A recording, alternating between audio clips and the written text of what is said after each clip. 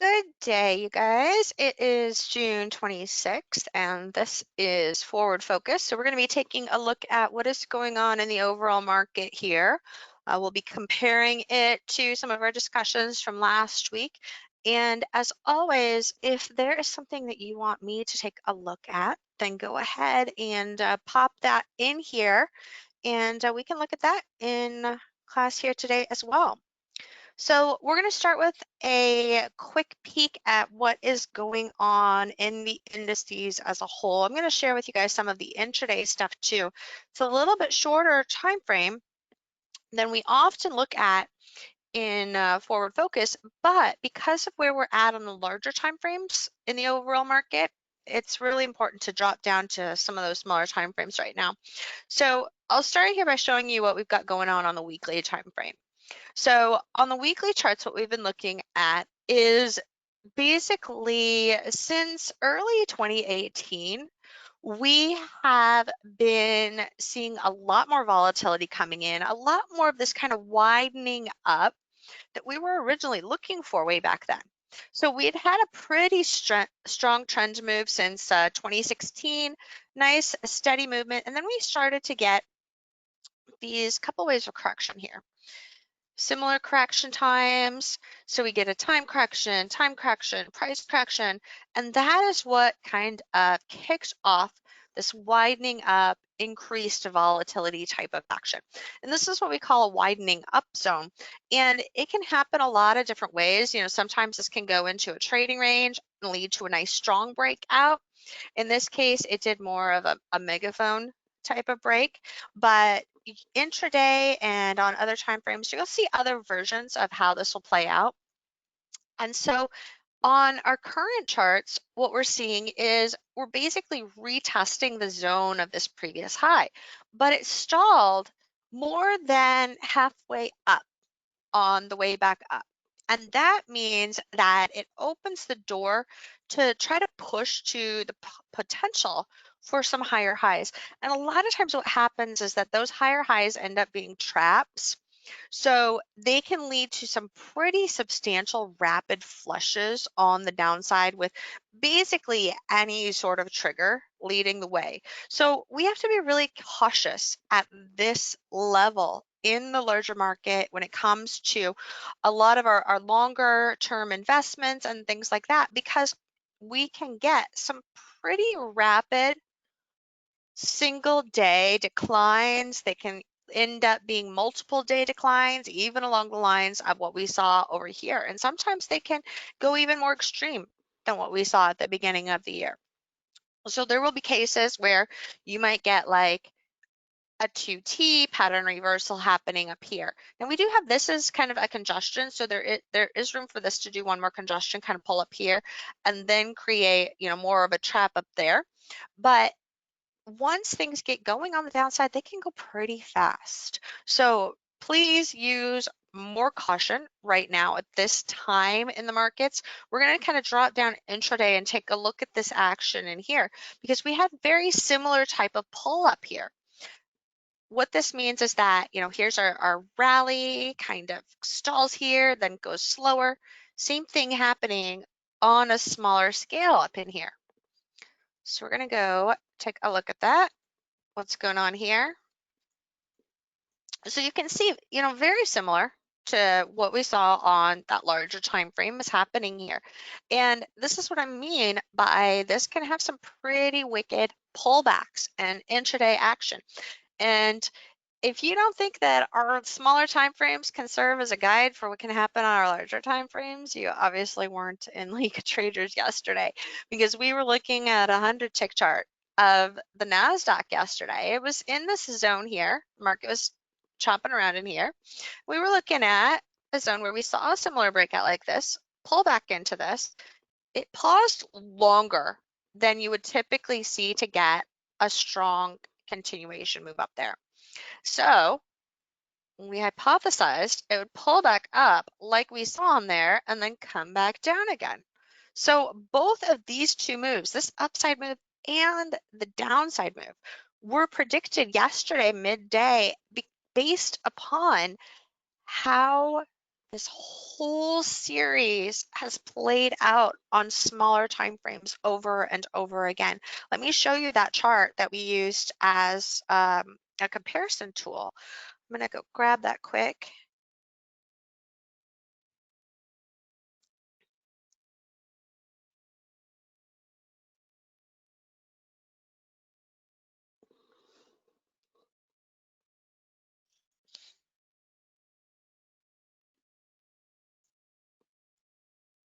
So here is what we were looking at. This one's a 200 tick, but we were originally on the 100 tick. And you can see the same type of breakout had happened.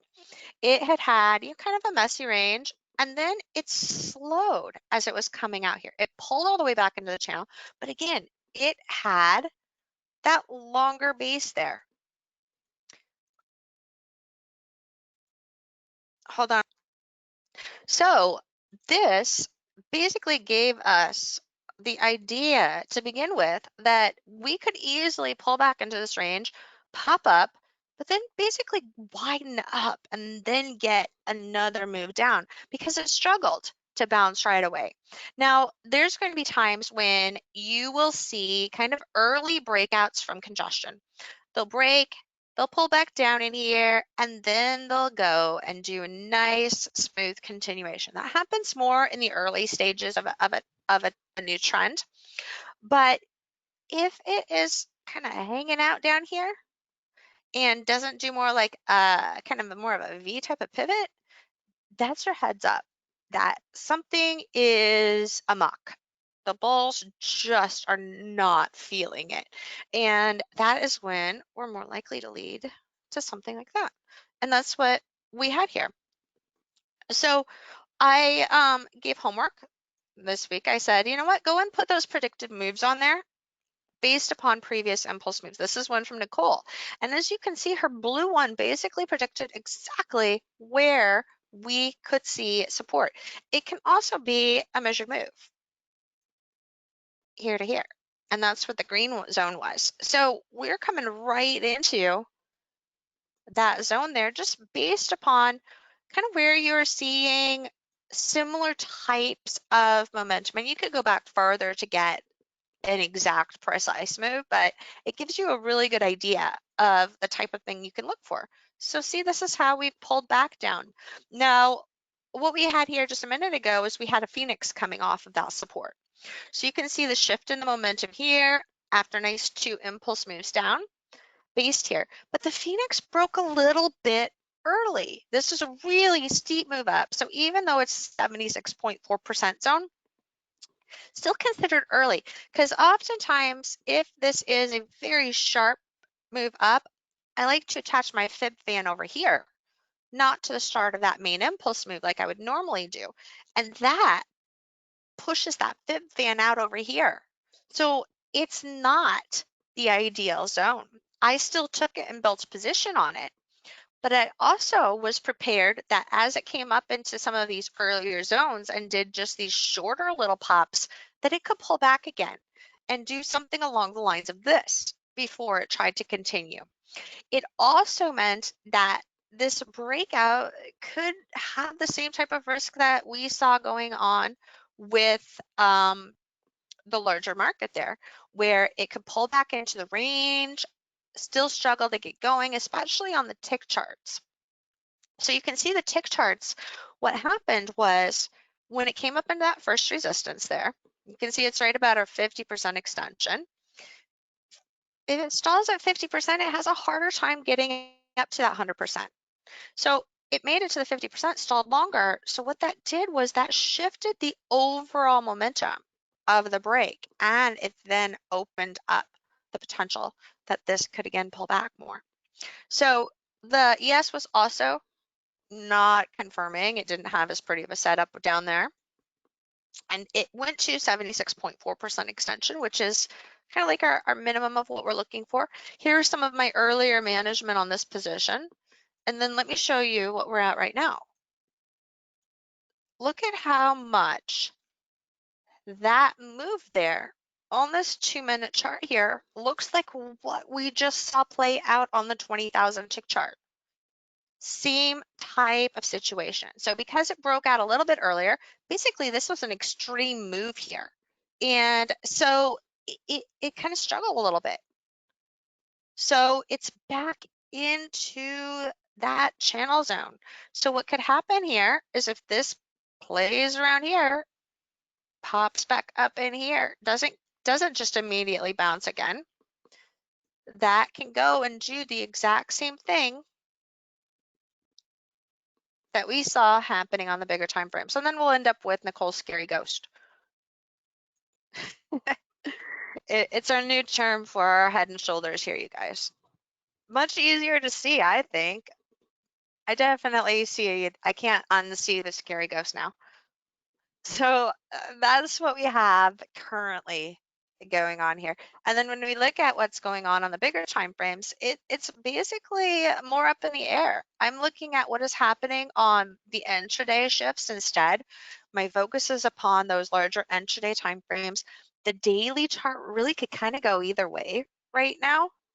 And here's the 20,000 tick. So the 20,000 tick is providing some pretty clear direction. We've got 1, 2, 3, so momentum reversal plus. Now we've got a nice megaphone. And that was what flipped us back around here. This was also right off of a 50% retracement of the drop. So great Fibonacci resistance too at this point.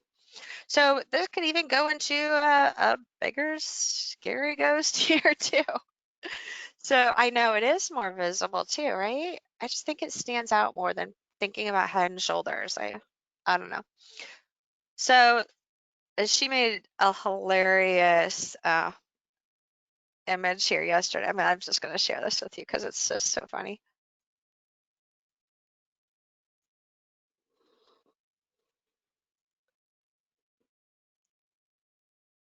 The scary ghost.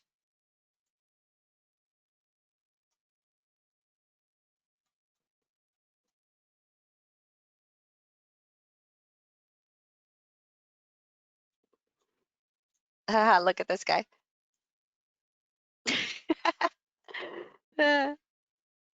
I'm totally using this on Instagram. So anyways, that is what we've got going on here now. Is it safe to say we have a new downside trend now? On the short term, yeah, but we're still technically in an uptrend on the bigger time frames. So we do have to consider that, but we're at a zone where when we look at that larger uptrend exhaustion and looking at like where the larger impulse waves are, this is a pretty extreme move. We've never seen really impulse waves to this extent on this time frame. So what that means is that at this level with the shifting momentum up here, there's two ways that momentum shifts like this play out. Basically, we either get the pop, the shift, and the pullback, or it treats this like a zone of congestion as if it was going into a trading range here. And then it goes for a second run, and then it turns around. So at this point, if this was to go for like that second run, it could conceivably make it up to this level. At this point, I'm not really anticipating that, but that might change because it is at a tricky zone. So since there's only one main push up here, it's not really a clean like 1, 2, 3. If it was a clean 1, 2, 3, this shift would pull in here. It would typically go and do another little pop here and then do a bigger correction. Why do you guys think that would happen? Why would it do another little pop before it just kind of flushes even more? Who can tell me? League of Trader peeps? Any of you guys know the answer to that? We talked about it a couple times over the last couple weeks. Not just because of the momentum. What else? By the way, the NQ is pulling back a little bit further than we would need for a scary ghost, so it might try to do a mega phoenix. Specifically, what is going on in here? Y'all have good guesses, just not quite the one that I'm looking for.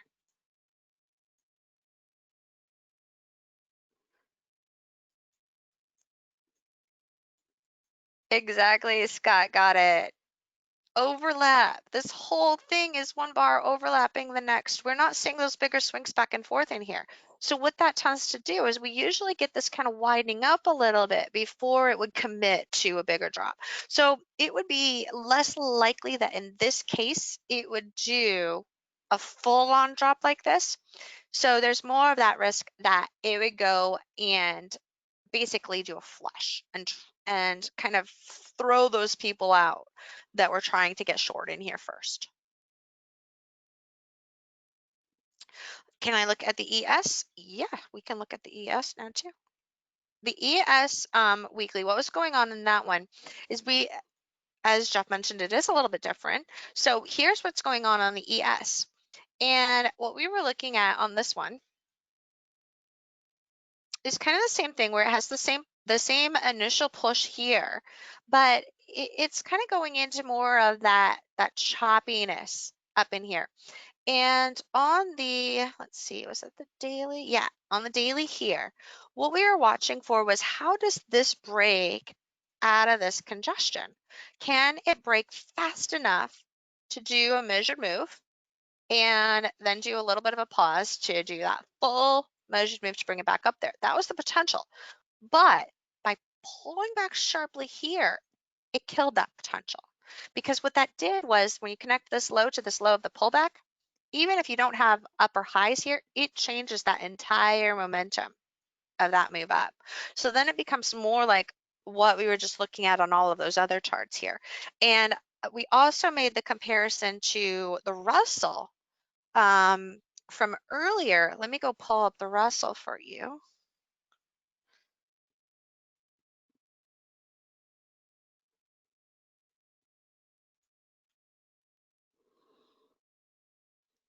Here's where the NQ would need to hold in order to do a Mega Phoenix, and it's struggling, man. Bears are really got the lead here. So on the Russell, I don't want the daily.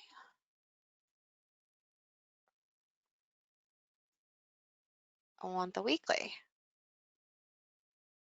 See this? Same type of situation happening as incense we're basically just seeing on that NQ. In essence, not incense. Incense. Got some incense burning. No, I have no incense burning. That would make me highly allergic. Let's go over here.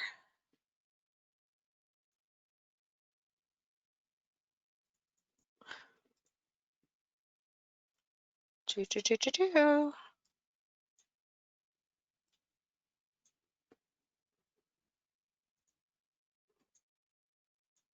So look at this, you guys. Now, what do you see on both of these up here?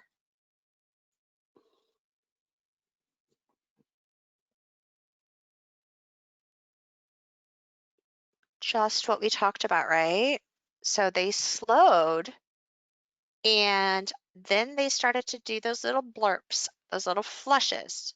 And that is what happens a lot of times when you get all of that overlap like there and the trend can start to slow basically. So it'll try to do that. It'll try to do that little kickback up there, flush people out. Sometimes it even does it twice. Usually it does it once. And then you get the bigger drop. So this is a very, very key pattern for you guys to keep in mind while we're looking at all of these time frames here. So this one, it kind of surged up there. So we didn't have as much overlap as that was going up.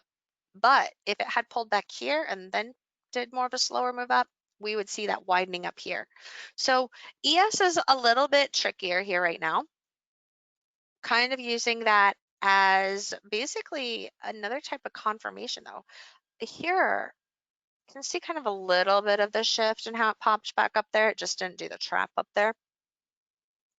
But we can use it as kind of additional confirmation. We've talked about this before when the market was coming off of this low like this on the bigger time frame, on the daily and the weekly time frame back in, a couple months ago.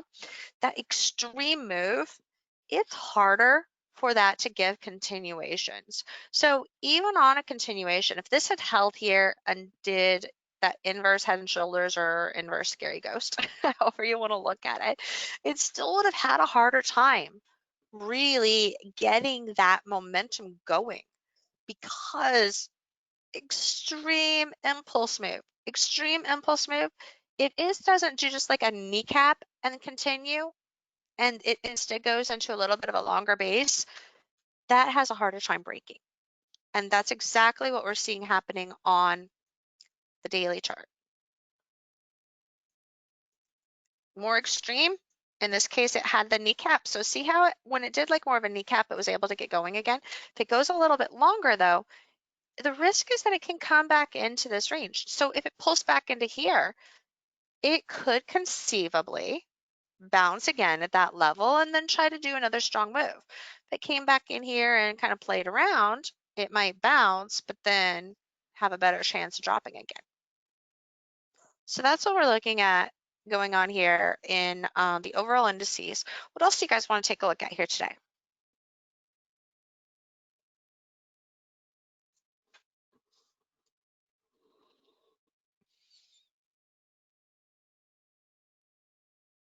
Procter Gamble, Beyond, AT&T, oil.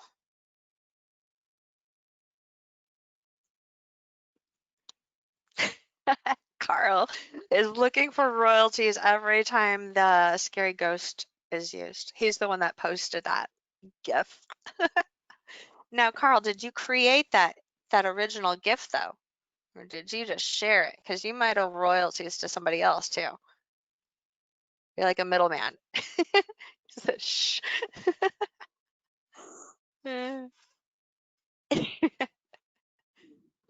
All right, let's go take a look at some of these other ones, you guys.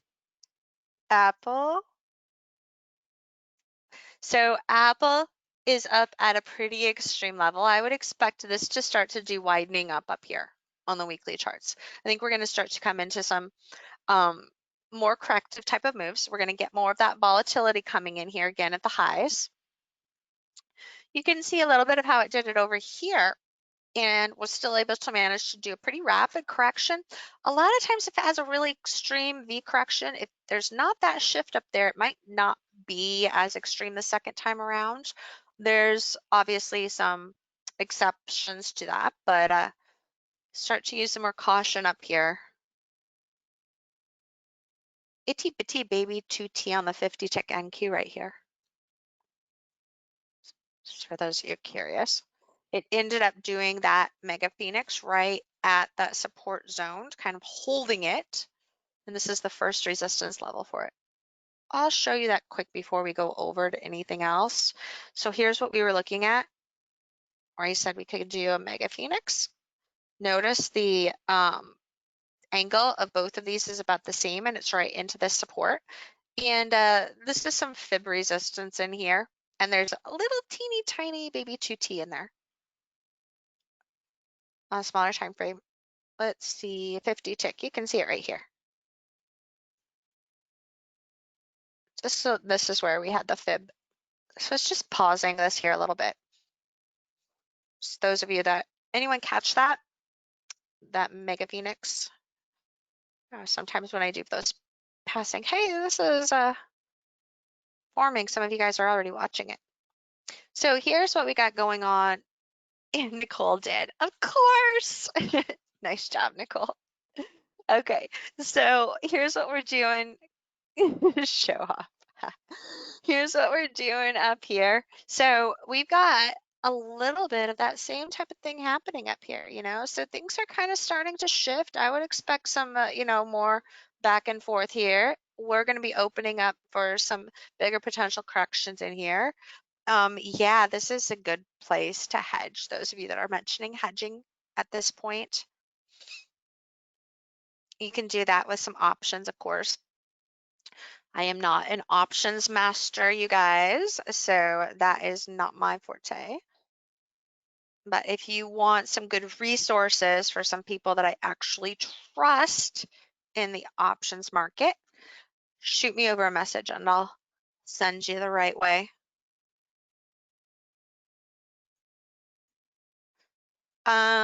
Let's see here. Microsoft.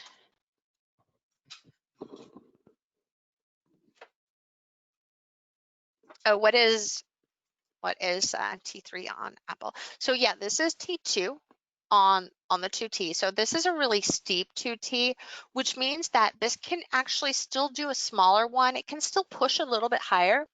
So there's not as strong of a guarantee that this can come back into that T3 zone. You're going to want to watch what's going on the intraday. I don't have an intraday on this yet. I'll go pull one up for you though. Try a 5-minute time frame. No, that's not big enough.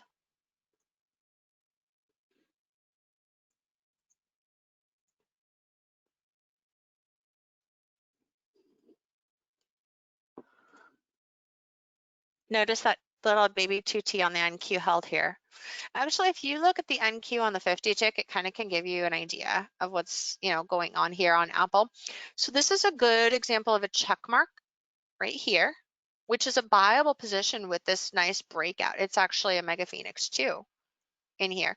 Perfect 2-wave upside move here. And then we're going into a little bit of another megaphone here. So typically this is your first target zone in here on a 2T. A 2T has a 95 to 98% chance that if you're in it from that zone up here, it's going to hit at least this channel. So, I mean, if that is a big enough move, then that's like a silly trade to kind of pass on. It has about a 95% chance of coming into here, which is what we call T2 or target 2. And it has over a 90% chance of coming into here. And that's just any 2T. So no matter what the risks are, those are what your approximate percentages are on where those levels will get. And of course, the main ones, we're looking for even more. We're looking for this to come in. It'll come into support down here as your first main support. It'll go into an avalanche and then keep going down. But you got to look at the larger time frame. What's going on that bigger picture? Is it a super strong move up like it is on Apple? Because then it could go and widen up more before it really gets committed to a reversal. Let me show you guys the update on that little 2T I just called. Here's the 2T. See the little baby? He's so cute. We have lots of little baby birds here, so we get to say, it's so cute all the time right now. So this is what has stalled this coming off the support. Again, this is also some fib resistance here. And look at how well those 2Ts hold. But sometimes we will get those little retests here. So nice 25-point move so far. You can also see that shift, the overall shift in the momentum compared to down here. We talk about this in our trend classes. Strong, weaker, weakest, avalanche. Perfect trend unfolding here. Example of that.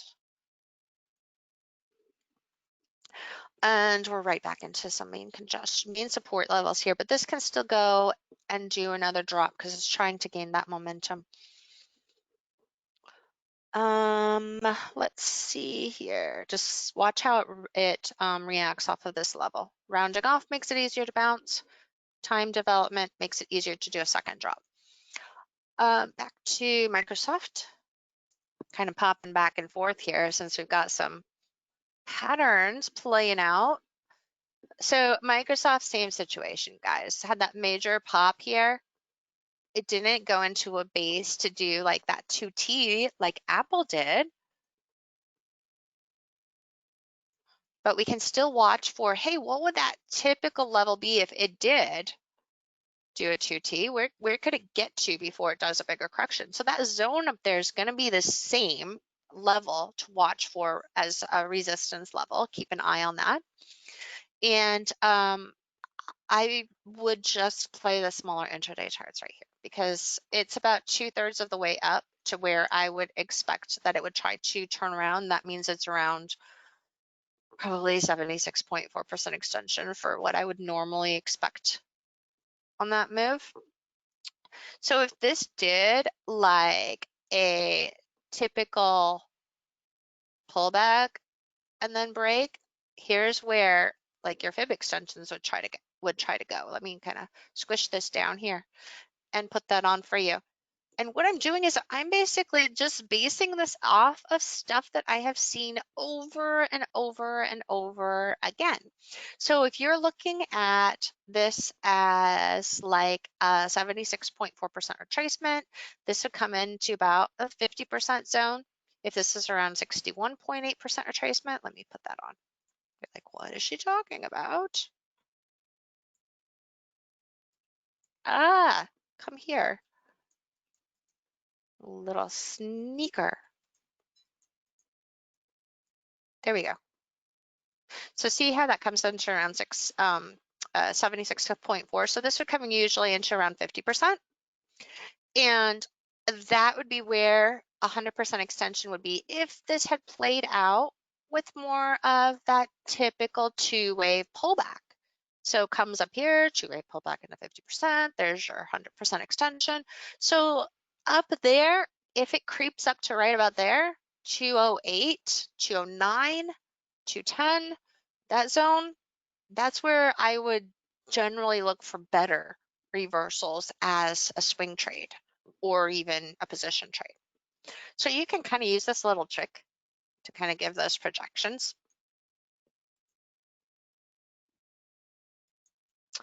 So here's what a typical pullback would look like. It might go like that. Then go up there, then do your 2T. So that's where you would see your reversals. Cool, right? You see how that looked like what Apple was? So a lot of times it's not looking at what is happening, but it's looking at, hey, what would happen if this was the textbook example of it? And that gives you a really good outlook for approximate values for larger corrections. And if you're not there yet, then your risk is going to be higher.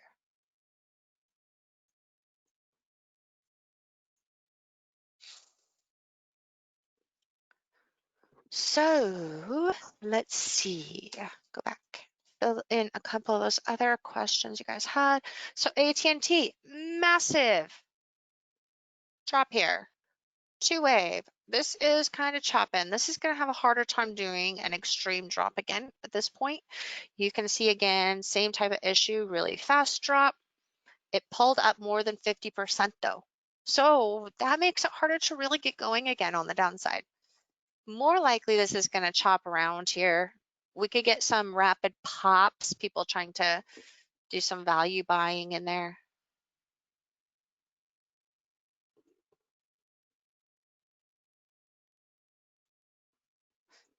I don't know what current dividends are like on that. Do you guys know off the top of your head? Haven't looked that up lately. But yeah, I really wouldn't do much with this unless you were just doing like looking for longer term accumulation here. So what we've got is this could be doing like a momentum reversal plus on the weekly time frame. So what that means is you've got, kind of your 3 low zone here, kind of shifting this momentum and it's coming back down in here. So, looking for zones to buy and hold type of thing. That's all I would be doing on this one right now.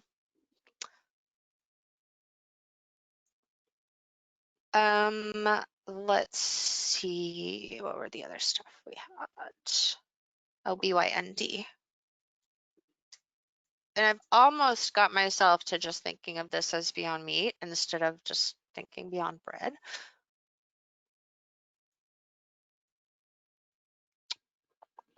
So, kind of a very skinny megaphone. Time development wise, we're pretty good to try to flip. Just had that really strong momentum right here, which I don't really like. I like this steadier overall with like a correction in the middle, but it's still at a really good zone that this could react again. So if you are long-term play on this, might get a little antsy at this level here. Let's see what our retracement level is. You're looking at right around 50 on that and 61 there. So yeah, I would be a little concerned. There's the 2T. See how this, we were looking at AT&T. This is a great example of what I was just talking about. So see how this went, but it had a really strong move there. It came back down, came into that channel, and then it popped back up and then pulled back again. That's exactly what could happen on AT&T now.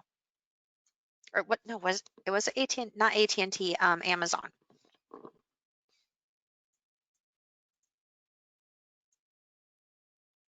getting my symbols confused. It was Amazon, right? Oh man, short-term memory issues.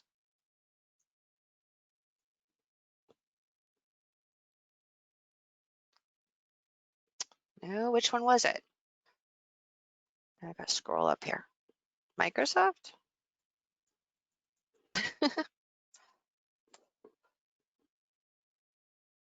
Microsoft has that. But anyways, yeah, scroll, go back and replay when I get this posted. You'll see it. Let's see. So yeah, BYND, be careful, guys.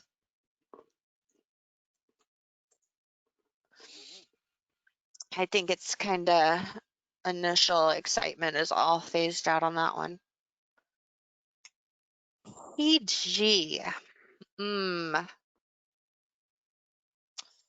This often likes to go and do another flush that can get really rapid. I would be concerned that we could have a shallow avalanche type of situation developing here. I would not be at all surprised if this channel breaks and it has a rapid flush. I'd be very, very cautious on this one, on this daily time frame. Let's look at the weekly. Yeah, same risk on the weekly. So what I would anticipate would be it could do something like this. Kind of have that steep drop there again.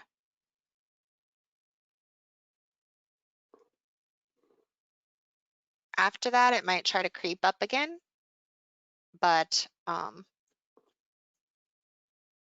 would kind of aim it more like that.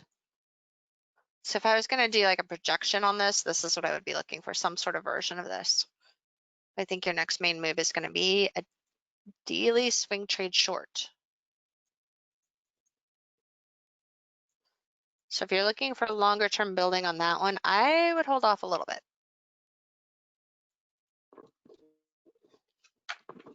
I know that's another one a lot of people like for longer term investments.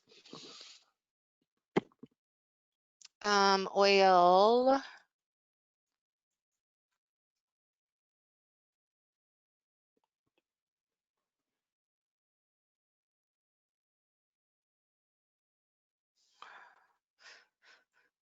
Gotta pull up an oil chart from my other screen here. I'm gonna grab I've got the half contract up. It's actually a little bit smoother.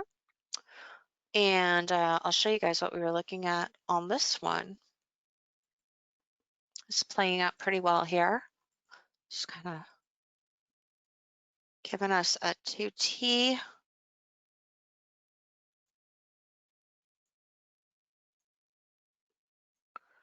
Oops. So you guys not familiar with, basically after things kind of blew up in oil, the half contract, well, when things were starting to blow, actually when it was kind of breaking down, the half contract started to be more interesting. It wasn't typically, it was typically kind of harder to trade. But look at this up here. See that shift? Exactly like what we saw on other stuff, right? Pulled back down. See how it's kind of basing out a little bit longer here? So here's your 2T. This was also very strong Fibonacci resistance. I think it was a 50%. I don't have it on my chart here. Let me go at it. Yes, 50% retracement of the daily drop. I'll go put that one up here just so you guys can see that.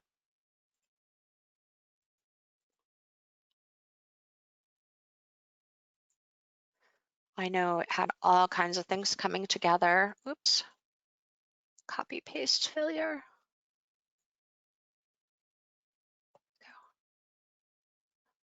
There we go.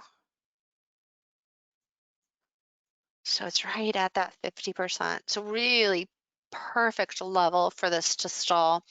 So, you know, the same thing, the theme of the day pattern, right, is trying to play out here again too today, or not today, on the daily though of oil.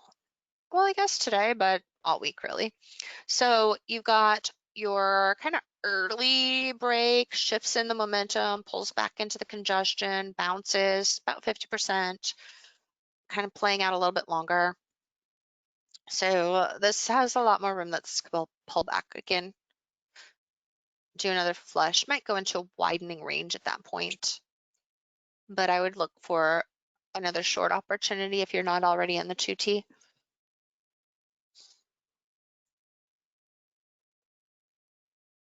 How high can big go? B-I-G. Big lots.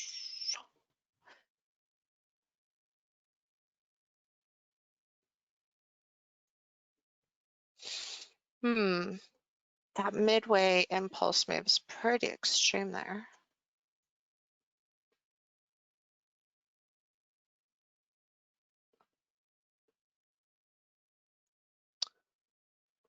About 47. So this type of break, what you would usually expect is that with this breakaway gap, it would usually try to continue for a few more days, but there's generally start to be more overlap. That's usually what we see. So I think there's room for it to push up into 47 to 50 zone, but it's going to depend upon how momentum is shifting intraday. So the weekly here, we don't have a lot to really compare this as far as like impulse waves go. You know, the typical impulse waves that we've seen so far are these. So you got these shorter ones here in the middle. And this is just much more extreme. We don't really have anything else on this chart to compare to.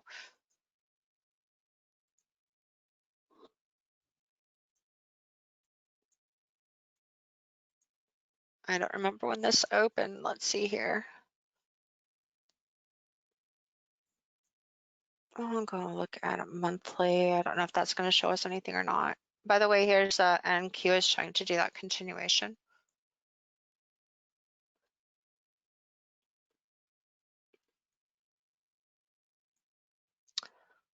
Yeah, so we don't even have, I mean, there's nothing of comparable momentum in the history of this here, going back quite a ways.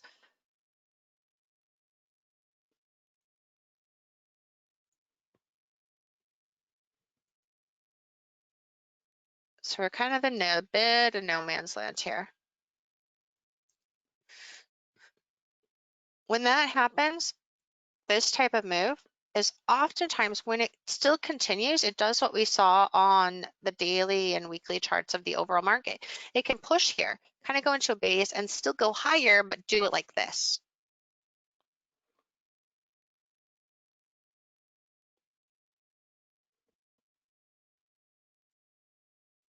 I think BIG is big lots, right? Harvey's asking. My memory serves me correctly. Yep, it is. Sometimes they go and change ticker symbols. I haven't been trading stocks as much lately.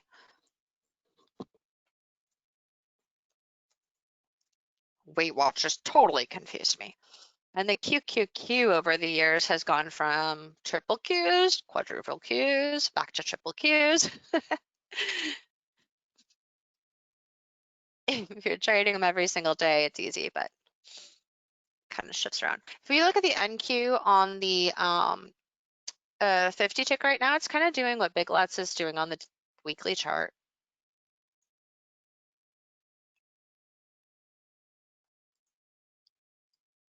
See that there? Zoom, zoom, zoom.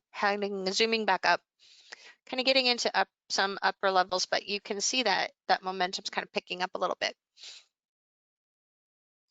So we have previous zones on the NQ that we can compare this to. We don't really have that on Big Lots, so we're just going to have to go based upon what we've seen on other stuff that we're seeing, like for the first time, sort of like, you know, the correction here on the ES, that move there. It's kind of a little bit better comparison on the NQ.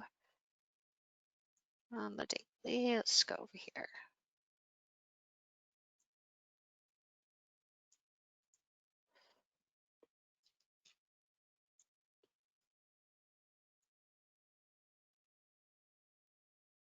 So what we're looking at is, oops, basically the same type of thing going on, but Big Lots is currently in like this impulse surge zone here. So this is what I mean. It could still continue higher, but just go into like a shifting trend to do it.